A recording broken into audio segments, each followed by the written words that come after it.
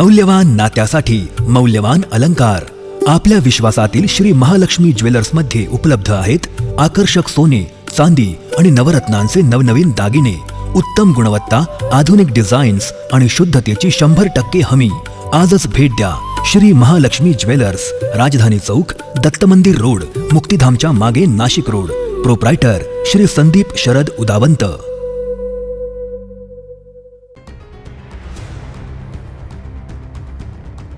नाशिक महानगरपालिकेच्या नाशिक रोड प्रभाग समितीची बैठक विविध मुद्द्यांवरून चांगलीच रंगली. अतिक्रमण, रस्ते, पाणीपुरवठा, पथदिवे, उद्याने आणि स्वच्छतेच्या कामांवर नगरसेवकांनी प्रशासनाला धारेवर धरत तीव्र नाराजी व्यक्त केली आहे.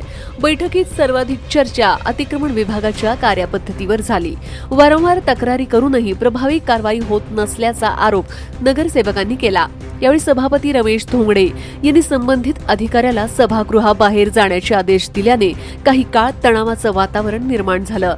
याशिवाय शहरातील रस्त्यांवरील खड्डे, पाणी पुरवठ्यातील अनियमितता, उद्यानांची दुरावस्था, गटारींची स्वच्छता, पथदिवे आणि रखडलेल्या विकास कामांबाबत प्रशासनाला जाब विचारण्यात आला. पावसाळ्याच्या पार्श्वभूमीवर अनावश्यक रस्ते खोदकामांना परवानगी देऊ नये, धोकादायक अतिक्रमणे तातडीने हटवावेत आणि नागरिकांच्या तक्रारींवर त्वरित कारवाई करावी अशा स्पष्ट सूचना देण्यात आल्या.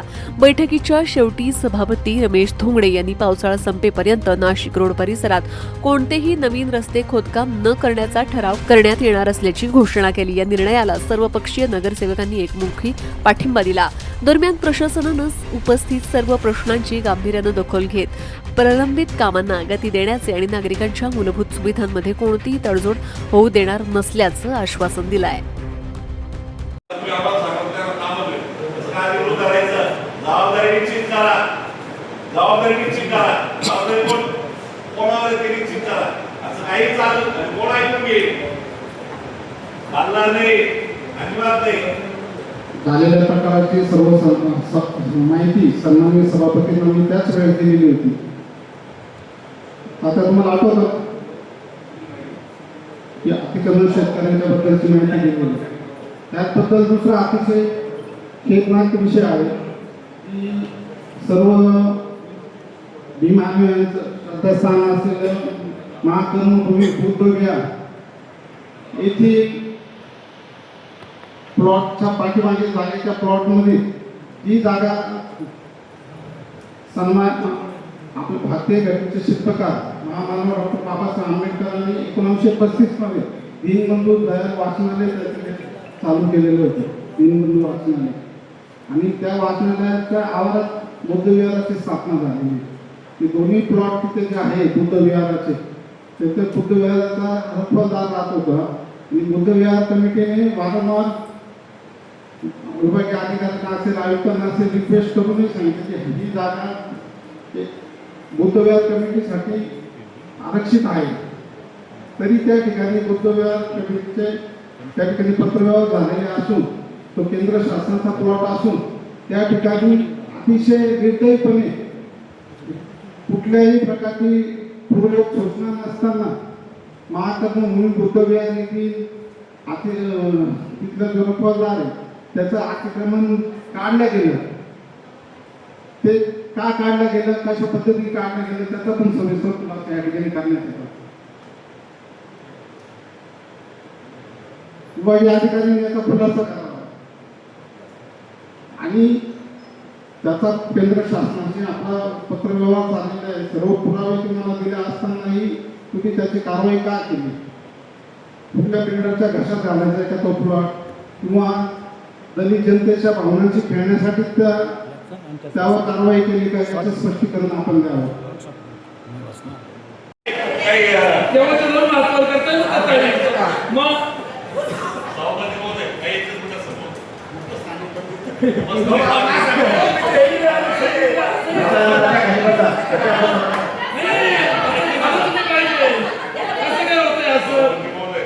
तुम्ही विचार एक मिनिट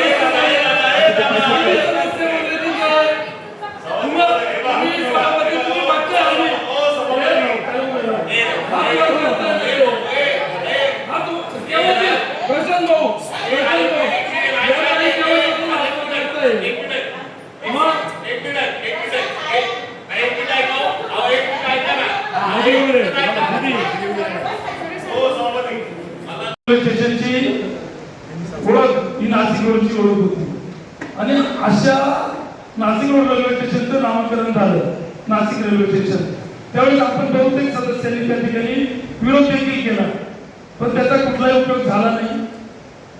मागच्या दरवाजाने तो ठराव देखील मंजूर झाला. पण मला असं वाटतं की आपण सदस्य कुठेतरी कमी पडलो असाल, आपण आपल्या विभागासाठी भांडलो पाहिजे. तुम्ही बघा आपल्या नाशिक महापालिकेमध्ये 6 विभाग आहेत, तुम्ही 5 विभागाचा निधी बघा आणि नाशिक रोडचा निधी बघा. कायम आपल्याला दुसऱ्या भावाची वागणूक दिली. आपण कुठल्या पक्षाचा हा विषय नंतरचा आहे, पण पहिलं तर आपण नाशिक रोडचे आहोत.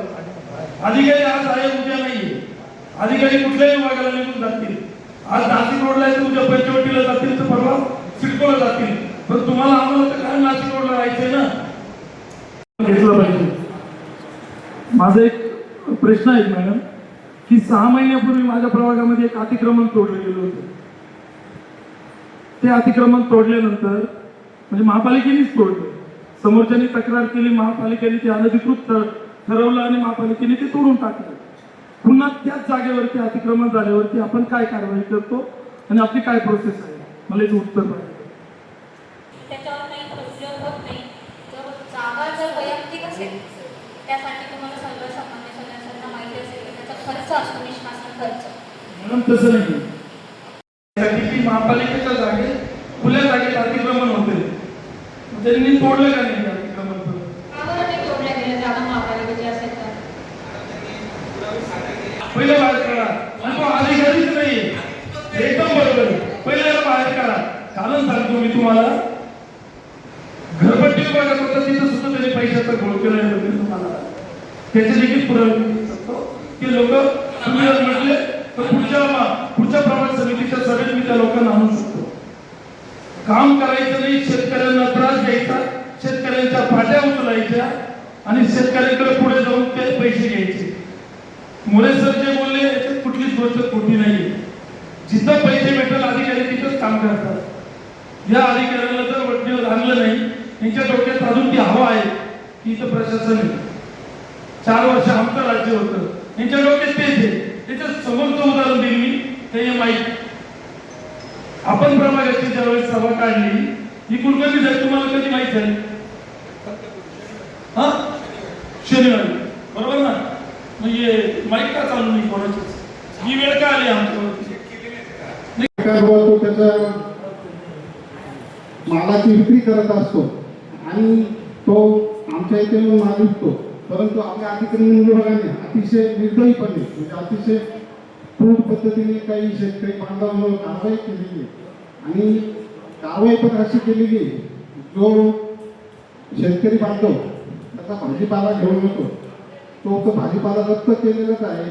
परंतु जप्त करून त्याचे काही काटे असतील, त्याचे काही जे इतर वस्तू असतील त्या जप्त करून त्याच्यावर नकारात्मक मोठ्या प्रमाणात कारवाई केली आहे.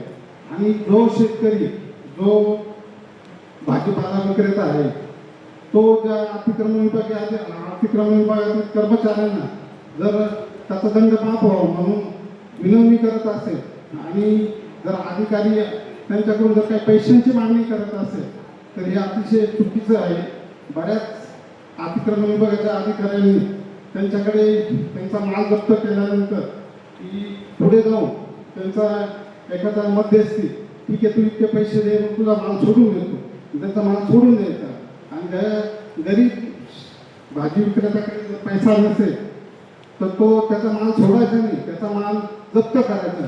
आणि तुझा कोणाला सांगायचं, कोण तुझा नगरसेवक आहे, कोण लोकप्रतिनिधी आहे, कोणाकडे जायचं, कोणाला सांग, काय करायचं ते मी बघून घे. अशा पद्धतीचे जर ते शेतकऱ्यांना उत्तरं देत असतील तर ते अतिशय चुकीचे आहे. आणि अक्षरशः त्यांचा माल जप्त केल्यानंतर तो माल जप्त केलेला तोही परत न करता त्यांचे माल गोडाऊनला जमा आहे असं दाखवलं, परंतु तो माल इथे इतर व्यापाऱ्यांना विकला जातो. आता विकलेल्या मालाचा पण पैसा ते कमवतात. अशा पद्धतीची चुकीची कामं करतात. अशा प्रकारचे व्हिडिओ, अशा प्रकारची पूर्ण रेकॉर्डिंग त्यांची माझ्याकडे उपलब्ध आहे. अशा प्रकारे काम करणाऱ्या अधिकाऱ्यांवर त्वरित कारवाई करावी. आणि या ठिकाणी या ठिकाणी नाव घ्या तुम्ही. अतिक्रमण विभागाचे कोण उभे राहतील? हे अधिकारी आहे, यांनी शेतकऱ्यांवर अतिशय क्रूरपणे त्या ठिकाणी त्यांच्यावर कारवाई केलेली आहे. बऱ्याच वेळेस मी त्यांना रिक्वेस्ट केलेली आहे त्यांना की असं करू नका. अतिक्रमण म्हणजे अधिकारी आहे का नाही हाच मुख्य प्रश्न आहे. ते कुठल्या पदावर आहे, काय करतात मला माहिती आहे. अंकुश पवार नाव त्यांचं, अमित पवार. काय करायचं सांगा तुमचं. कधीपासून आहे आपल्याकडे भाजी मार्केट व्यतिरिक्त अजून तुम्ही किती कारवाया केल्या आहेत?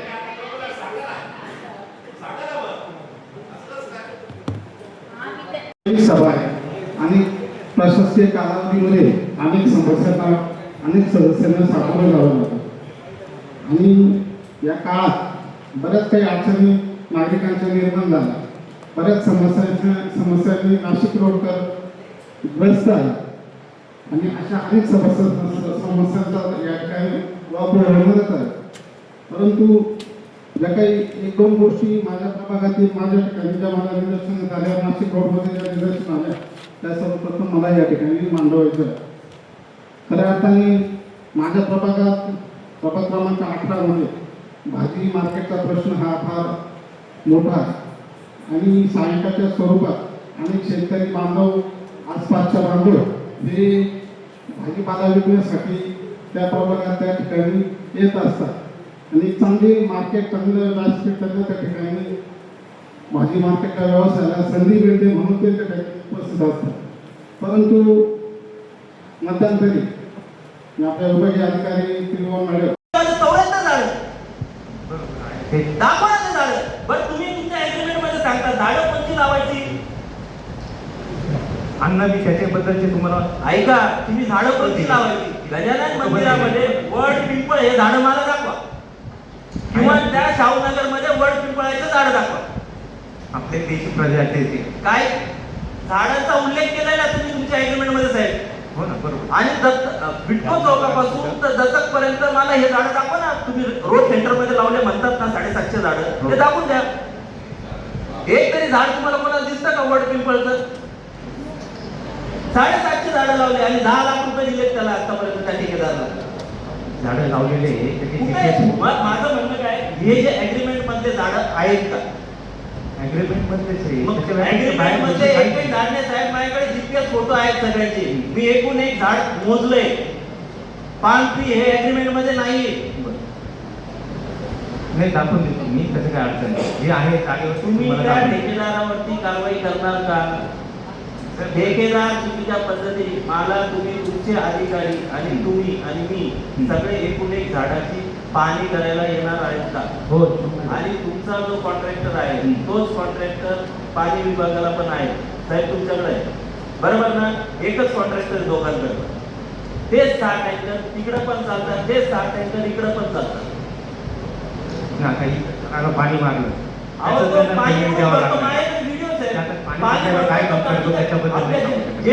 आपल्या गांधीनगरच्या पाण्याच्या टाकीतून पाणी भरून आणतो आणि तेच पाणी झाडांना टाकतो आणि तो तिकडे काय दाखवतो की ह्या सोसायटीला वास्तू शांतीला बिल दिलं म्हणून, पाणी दिलं म्हणून.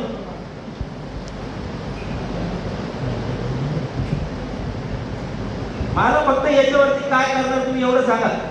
बोल साहेब या याच्यावरती काय करणार.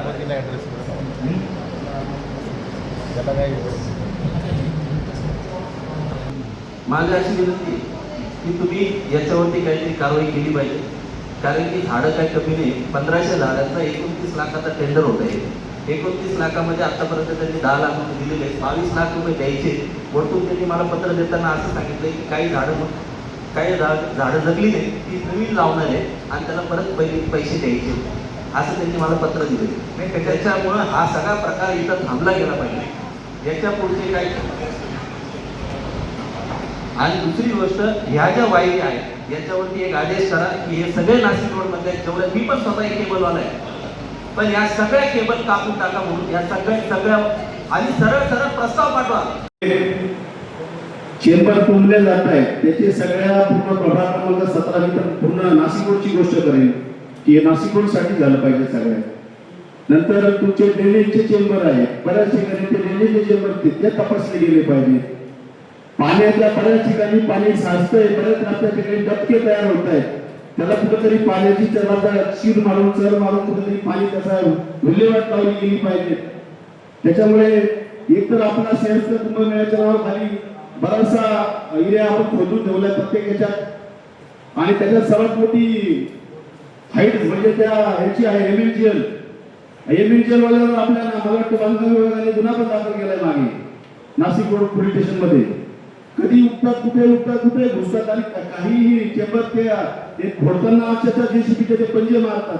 कुठल्याही प्रकारचा कटर वापर केला जात नाही, आणि ज्या पद्धतीने ती तोडफोड होते, मग नळ तुटतात, केबल तुटतात, बरीचशी नुकसान आपल्या जनतेच्या नागरिकांना भोगावी लागते.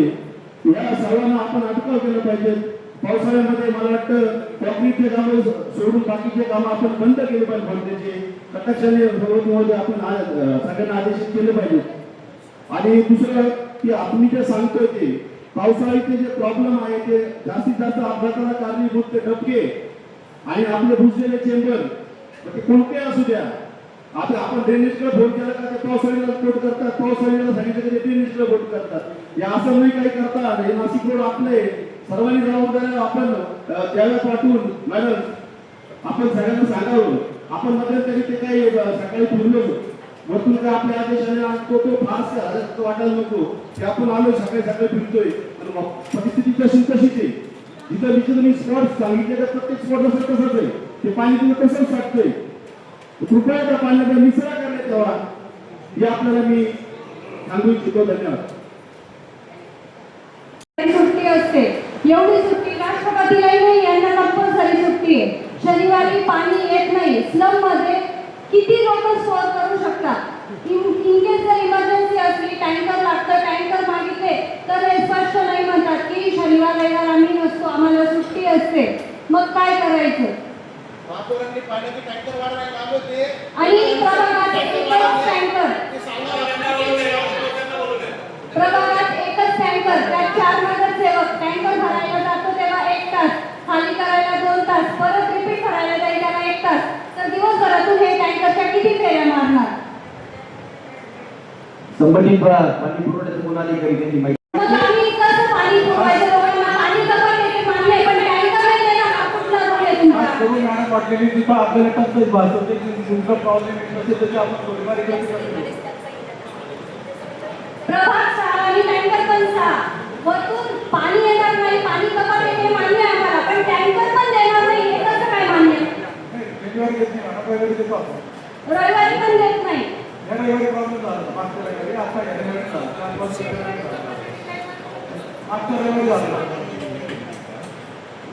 सभापती महोदय, तुम्ही त्यांना शनिवार रविवार पाणी देण्याचं सांगा, टँकर पुरवण्याचं सांगा. कारण स्लम मध्ये पाणी ते एवढं स्टोअर करू शकत नाही, त्यांना द्यावंच लागेल आणि द्यायला सांगा.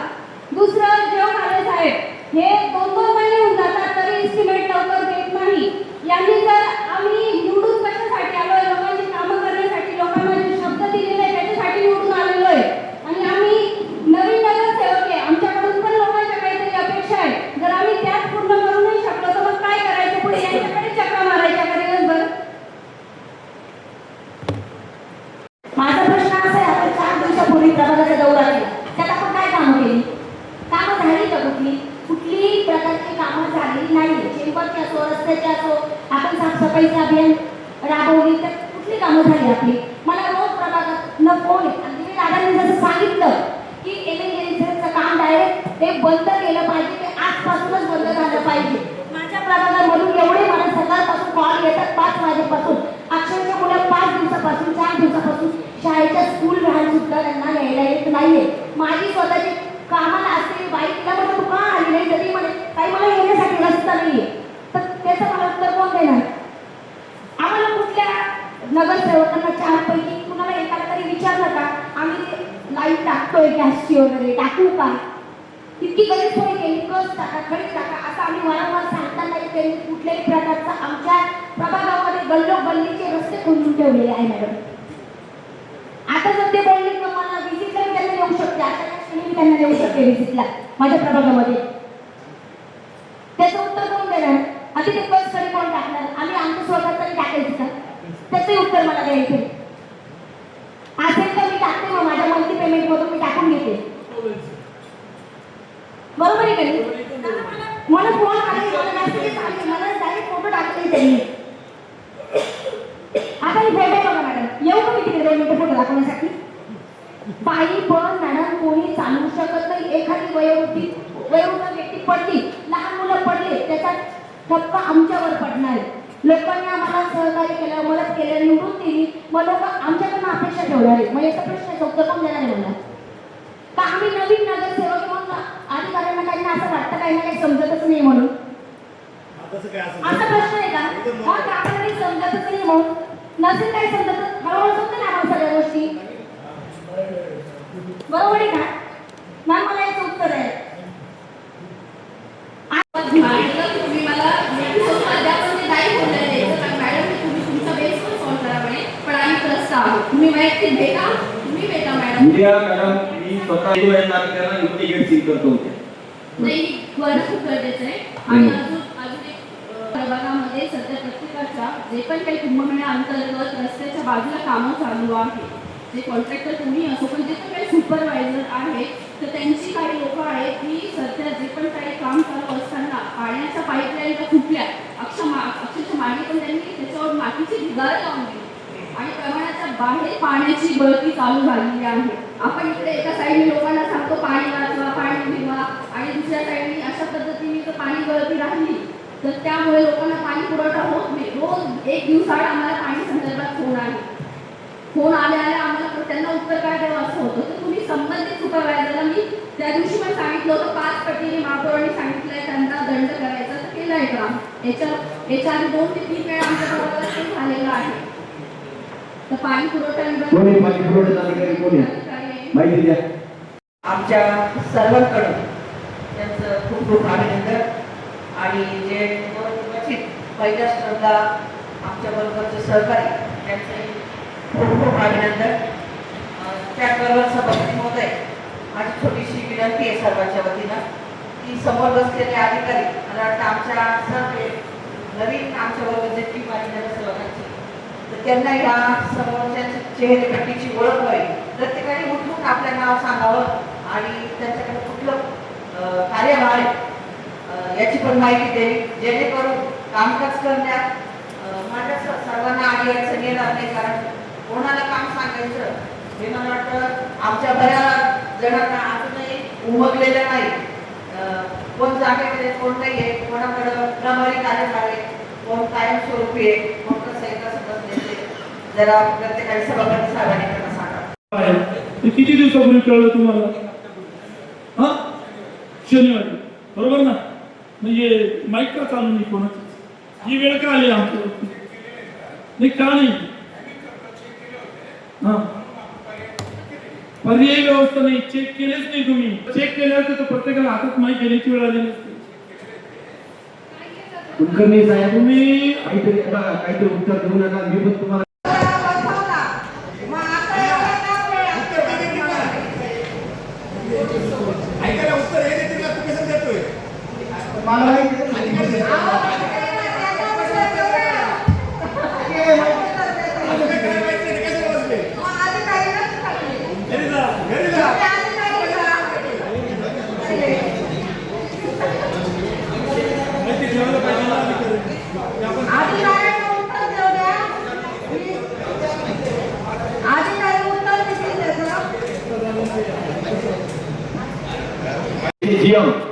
जगदीश गोडसे CSR प्रत्याचा आहे.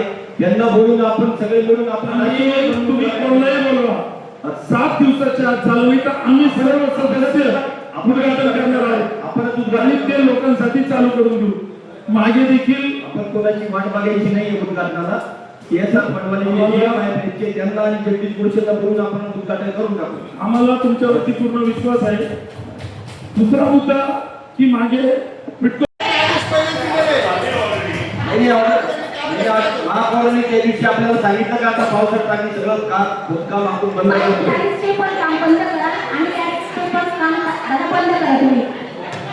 आपण ज्या ज्या ठिकाणी बोललंय आता याच्या पुढे बंद करतो, पण ज्या ठिकाणी होतं त्या ठिकाणी खडी आणि आपलं टाकून या ठिकाणी त्वरित जे खड्डे झालेले होते जो त्रास आमच्या लोकप्रतिनिधी लोक आपण त्वरित त्या ठिकाणी थांबवा. धन्यवाद. तिथून जाते जे आहे ना आपलं केंद्र ते चालू ठेवा, छोटं गेट ठेवा. एकदम बरोबर, बस. एकदम बरोबर. तेच. ते गेट बंद करू नका. ते गेट बंद करा, छोटं गेट मधून जाता येतं त्यांना. त्या गेटमधून जाता येता. हा, बस. फक्त इमर्जन्सीमध्ये ॲम्ब्युलन्सची गरज नाही पडत, परंतु बाय चान्सला लॉक करा.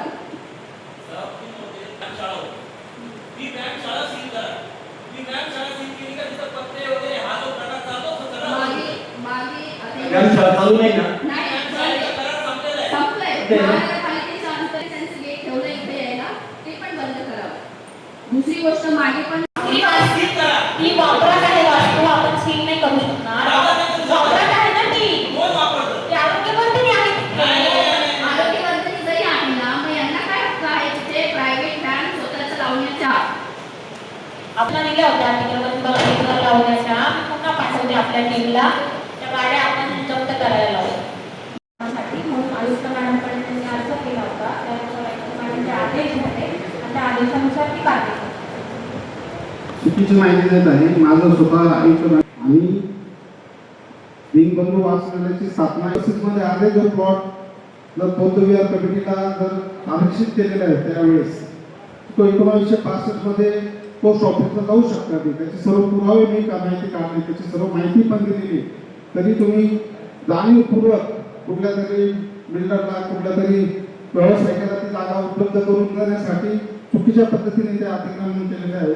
त्याचा मी निषेध करतो. की जागा ते अतिक्रमण ज्या पद्धतीने अतिक्रमण केलं, महाक्रमण बुद्धविहार ट्रस्टचे सर्व सदस्य सर्व सभासद त्यांनी आपल्याला रिक्वेस्ट केली, तरी तुम्ही त्यांचं ऐकलेली. ही जागा आहे सर्व पूर्व करून बुद्धविहार कमिटीच्या ताब्यात द्यावी. जोपर्यंत तो न्यायप्रविष्ट विषय निकाल लागत नाही तोपर्यंत त्याचा कुठल्याही प्रकारचे तुम्ही हस्तक्षेप करू नये ही विनंती. करू शकतो.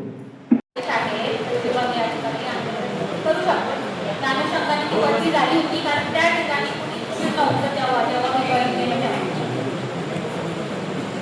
आणि तिथे जो कधीतरी होता ठाकरे नावाचा, तो काही कामावर हजर राखणे आणखी हजर राखणे तेव्हा तिथे त्या पदावर काम करण्यासाठी कोणी नसल्या कारणाने अंतर्गत बंदी करण्यात आलेली होती. त्यांच्याकडे तो चार्जच नाही, अधिकृत चार्ज मान्यांनी त्यांना दिलेला होता. या ठिकाणी कुठला अधिकारी अतिक्रमण आपल्याकडे यायला तयार नव्हता त्यावेळेस. त्यांनी अहो प्रशांत भाऊ एका आता सांगता येईल त्या. आपण दुसरा महत्वाचा विषय आहे